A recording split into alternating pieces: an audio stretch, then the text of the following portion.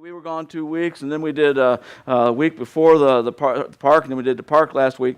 So we're down to the last five chapters here. And it's in these last 5 chapters that Paul actually gets to take his trip to Rome that he's been planning and wanting to do. Not particularly the way he planned it and wanted it, but he gets to go to Rome. So let's back up just a little bit. And if you remember the last time that we were there, so Paul's today we're going to talk about Paul being sent to Felix here. But if you remember the last time that we talked about Paul, he was before the chief priest and the Sanhedrin, and he was pleading his case, and everything was going great until he said some things and kind of got people stirred up and got them all in a mad deal as they started arguing with one another. And it said that the high priest had Paul struck. Paul had said something, the high priest didn't like it. He told the person standing next to him, the guard standing there, hit him. The guy hit him. That's totally against the law of what the high priest is for, or what they believed. So Paul, not knowing he was the high priest, called him a whitewashed wall. You hypocrite, you whitewashed wall. Boy, that's a dirty thing to call somebody, isn't it? So next time you get in an argument with somebody, just call them a whitewashed wall and see what they say. After they get done laughing, you won't have anything to argue about. But Paul calls him a whitewashed wall, and then he apologizes. He apologizes once he finds out that it's the high priest that he was talking to. This is how the assembly would be set up. Some people say there's 71 people. Some people say there's 72 people. But it's I think there's 72 because of one of the other scribes up here. But there's supposed to be 35 people on the right, 35 people on the left, kind of like the way our government is set up. You got the Republicans, you got the Democrats. And so that's it. With the high priest sitting right in the middle, then the accused person will be standing in front of them. The two people at the ends here are the recorders. And so that's kind of what it was as they got together. Let's go back and look at chapter 23. And the thing about the last 5 chapters is that they're long passages. So kind of bear with me as we go through this. And I just wanted to go back and review some of this. So then Paul, knowing that some of them were Sadducees and the others were Pharisees, called out in the Sanhedrin, "My brothers, I am a Pharisee, descended from Pharisees. I stand on trial because of the hope of the resurrection of the dead." And when he said this, a dispute broke out between the Pharisees and the Sadducees, and the assembly was divided. The Sadducees say there is no resurrection, and that there are neither angels nor spirits. But the Pharisees believe all these things. Boy, that'd be a weird group to be part of, wouldn't it? Huh? And that's the ruling part. That's the religious leaders of the day. Wow. And they're going to argue about those type of things. It's a wonder they got anything done, isn't it? Kind of like the House of Representatives. And okay. There was a great uproar, and some of the teachers of the law, who were Pharisees, stood up and argued vigorously. Says that we find nothing wrong with this man. Of course, he's one of ours. We're going to side with him. He's a Pharisee. He believes in the resurrection. We believe in the resurrection. There's nothing wrong. We find nothing wrong with this man. They said, what if a spirit or an angel has spoken to him? Remember, he had told them about Jesus. The dispute became so violent that the commander was afraid Paul would be torn to pieces by them. And so he ordered the troops to go down and take him away from them by force and bring him into the barracks. The following night, the Lord stood near Paul and said, "Take courage. As you have testified about me in Jerusalem, so you must also testify in Rome." The place Paul wanted to go, the place Paul had dreamed of going to proclaim the gospel. And God was going to make sure it happened. Boy, how would you like that as your I really don't know what to do, what should happen, I'm afraid about this, and here you've got the Lord standing next to you and say, you have absolutely nothing to worry about. This is how it's going to happen. You think Paul had any concerns after that? I highly doubt it. Right? So that's where we're at. Now we'll jump into the next chapter here. Man's deception and God's providence. There's a conspiracy that starts up after this meeting that the Roman guard took Paul away from and put him in the barracks. A conspiracy came about. And some men deceive themselves. And this is how they deceive themselves. They bound themselves with an oath before God. Acts 23, verse 12. The next morning, some Jews formed a conspiracy and bound themselves with an oath not to eat or drink until they had killed Paul. Knowing the rest of the story, I wonder how well that went and how long that went, huh? They said that they would not do this again. They would not eat, they would not drink until Paul was dead. And so they started forming plans to do that. Man thinks their sin is acceptable, and that God understands. They believe that they could kill Paul because that would be glorifying God somehow, even though they believe that murder was a sin unpardonable. Do we ever do the same thing? I'm in a rush to get to church because I'm running late, and I get stopped because Joni's going so fast, and she gets pulled over. Is that justifiable?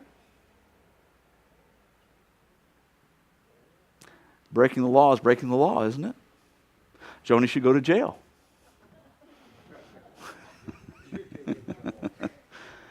Sometimes we think our sins are fine if we can justify them before God.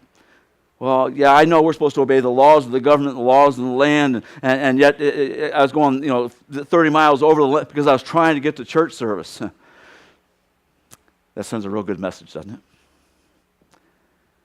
The Jews believed that if they killed Paul, they were doing a favor to God, and so that should be okay then. How many times has the church done evil against God's servants, thinking they were right? Whether it be a pastor, whether it be somebody else in the church, and all of a sudden the church is divided, and we've just like the Sanhedrin, we got people on the left, we got people on the right, they don't talk to each other, they argue back and forth, and wow. We can learn a lot from this. We can learn a lot. Titus 1:16. They claim to know God, but by their actions they deny Him. By their actions they deny Him. They are detestable, disobedient, and unfit for doing anything good. That's something we don't want to hear in our church, isn't it? We want to claim to know Him. Some men deceive themselves. They bound one another in the oath. So here they had a group that decided, yep, we're going to take this oath and we're not going to eat, we're not going to drink until Paul is dead. We're going to kill him. We're going to take care of this. But we want some other folks to come along with us, okay? Verse 13. More than 40 men involved in this plot. 40 men to kill Paul. He's one bad hombre, huh? 40 guys.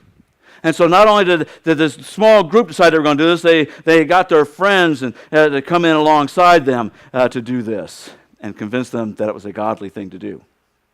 Matthew 18:6. If anyone causes one of these little ones, those who believe in me, to stumble, it would be better for them to have a large millstone hung around their neck and to be thrown in the depths of the sea. When we convince others that our thought process of doing wrong to glorify God, and we bring others in, woe be it unto you. That's why pastors are usually held to a higher standard. If I convince you to do wrong, woe be it unto me when I stand before God. I convince you to drink the Kool-Aid. Get the idea? Some men deceive themselves. They sought the involvement of religious leaders. So the small group had increased to 40. And now, verse 14, they show contempt for their bodies and they show contempt for God's will. But here's what they did. They went to the chief priests and the elders and said, we have taken a solemn oath not to eat anything until we have killed Paul. I have to tell you, if somebody comes into my office on Tuesday and says, hey, well, I'm not going to eat or drink anything until I kill such and such, we got an issue. These guys are trying to get the religious leaders to agree with them now. Yeah, that's a good idea. I agree, we should kill Paul. Wow. They went to the chief priests and the elders and said, we have taken a solemn oath not to eat anything until we have killed Paul. Now then, you and the Sanhedrin petition the commander to bring him before you on the pretext of wanting more accurate information about this case. And we are ready to kill him before he gets here. Boy, involving the chief priests in their deadly plot, their plot here. But the conspiracy was discovered by none other than a child. I found this very, very important as I went through this. Because we've gotten to the point where when kids talk to us, if we think we know more than they do. And sometimes that's not the case.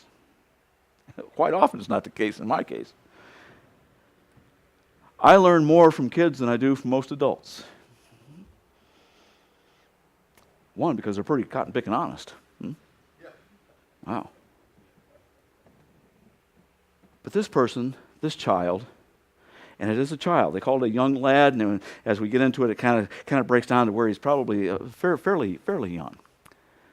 God uses a child, a very caring man, a very caring child, a very courageous young man, as a matter of fact, a very young man. See what it says. Verse 16. But then the son of Paul's sister, his nephew, heard of this plot, and he went into the barracks and told Paul. I envision Paul's nephew playing out in the yard someplace or playing out and doing something, and he hears them talk about Paul. He talks about this crazy man, this person who says he sees Christ, and they've got him in the barracks. They've arrested him. They've got him in the barracks. We need to kill him. They're talking about my uncle here. So he drops what he's doing. He doesn't wait to finish his Game Boy. He doesn't wait to finish whatever the latest game is on Xbox. He doesn't wait to finish his TV show. He doesn't wait to finish whatever he's doing. He gets up and he takes off. Because he understands the significance of it. He went to the barracks and told Paul. He goes to a place that has soldiers all over the place, all over a military installation and a barracks. That would be panic enough. Tell a young kid to go into the police station, to go all the way into the depths of the police station, back where they're having prisoners held in cells, and chances are they don't want to go. Because what do we tell people about police officers? We talk about they'll arrest you. They'll put you in jail. We tell them all the bad stuff. We don't tell them the good stuff. And the same thing with this. What did the Jews, how did they feel about the Roman soldiers in their community? They didn't like them at all.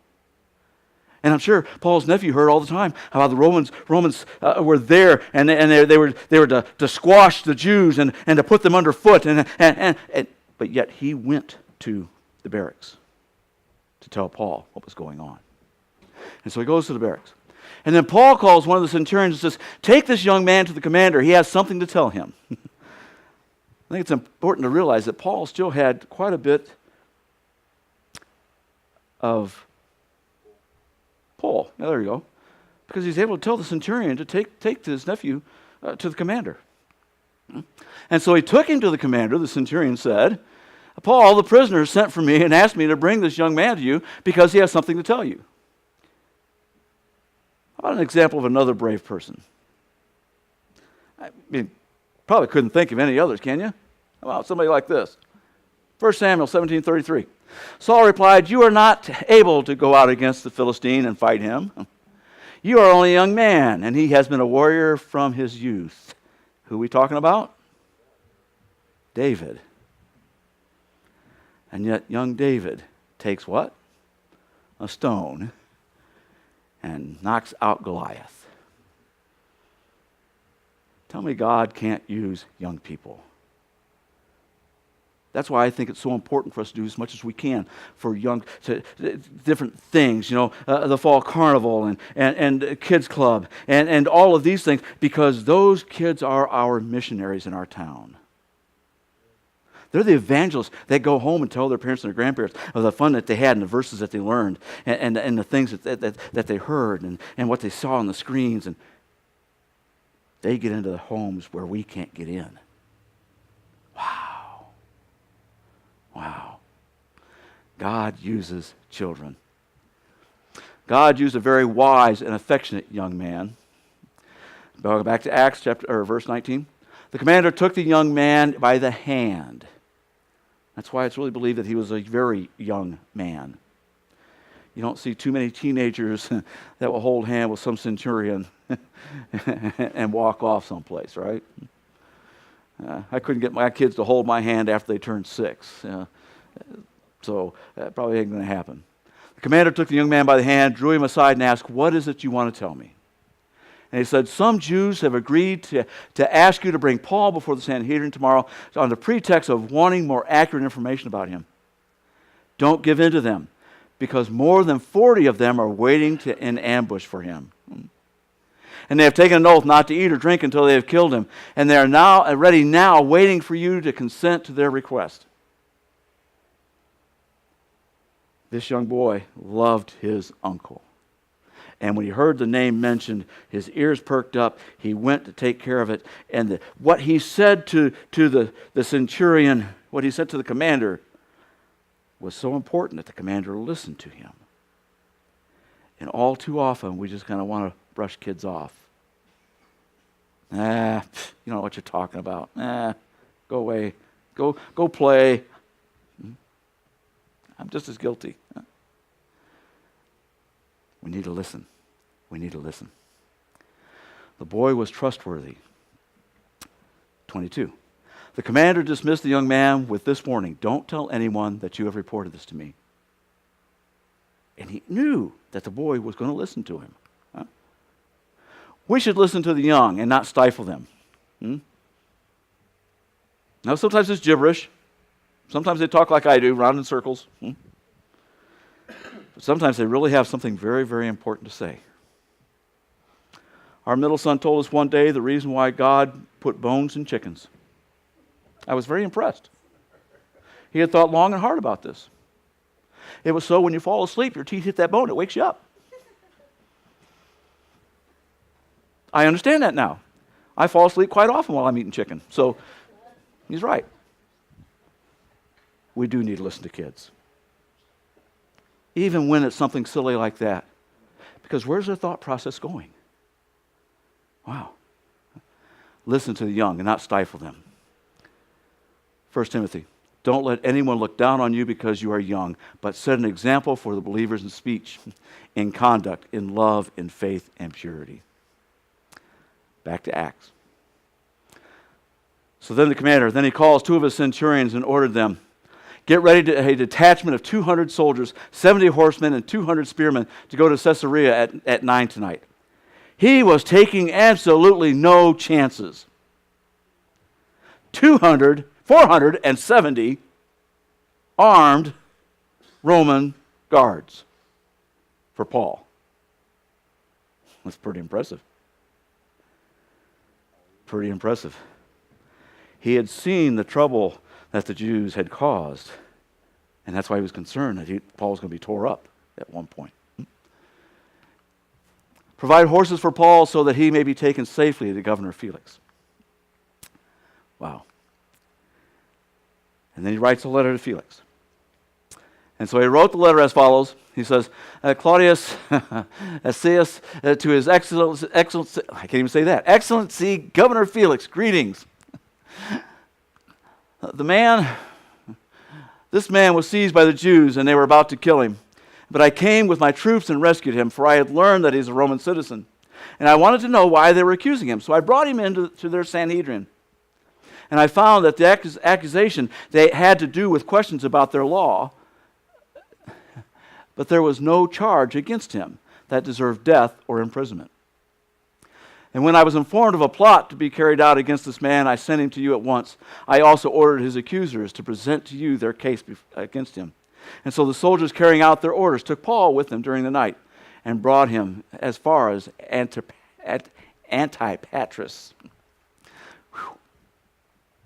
They're sending a letter to Felix to let him know what's happening. To get him out of the area, to calm things down. set him at night so that the Jews probably would not even realize it, even though it'd be 470 people running through town. I tell you what, whenever tanks came through the town that we were at in Germany, I knew it. They made a lot of noise. He was delivered to Felix. So the soldiers carrying out their orders took Paul with them during the night and brought him to as far as, and we talked about that. And it says the next day they let the cavalry go with him while the others returned to the barracks. And when the cavalry arrived in Caesarea, they delivered the letter to the governor and handed Paul over to him. The governor read the letter and asked what province he was from. Learning that he was from Sicilia, he said, I will hear your case when your accusers get here. And then he ordered that Paul be kept under guard in Herod's palace. Now, realize the places that Paul's being kept guard. He's being kept guard in the Roman barracks, not in a prison. He's being kept guard here in Herod's palace. Again, not in a prison, because they see nothing wrong. And he says, when your accusers get here, then we will hear the case. Paul was going to be standing before the governor and sharing the gospel. This is important, because it made no difference, we've talked about this, where Paul was at. When he proclaimed the gospel, he proclaimed it the way it should be proclaimed.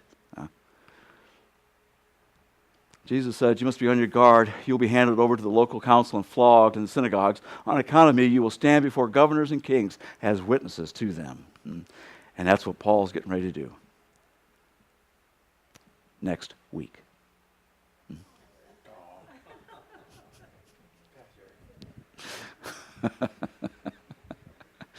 I like these. These are good, you know.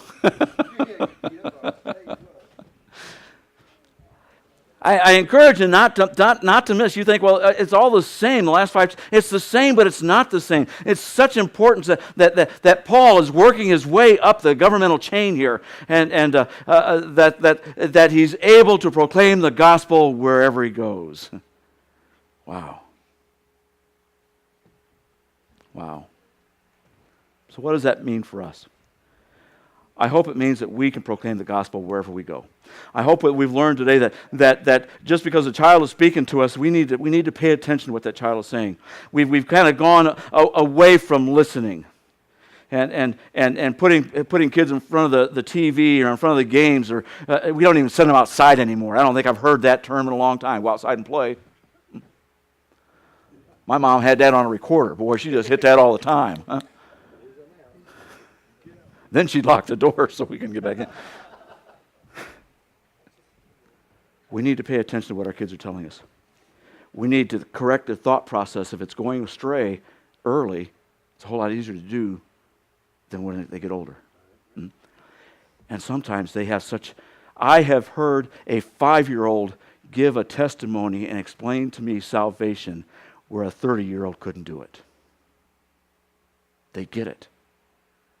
And we stifle them and say, well, you can't be baptized. You can't accept Jesus because you're too young. Wrong. When they understand it, that's when it has to happen. Today, if this is the first day that you've understood it, I'll do what Paul does. I'll beg you to come to the altar. If you've accepted Jesus or want to accept Jesus as Lord and Savior, today's the day to do that. If you need to rededicate your life to Jesus, today's the day to do that.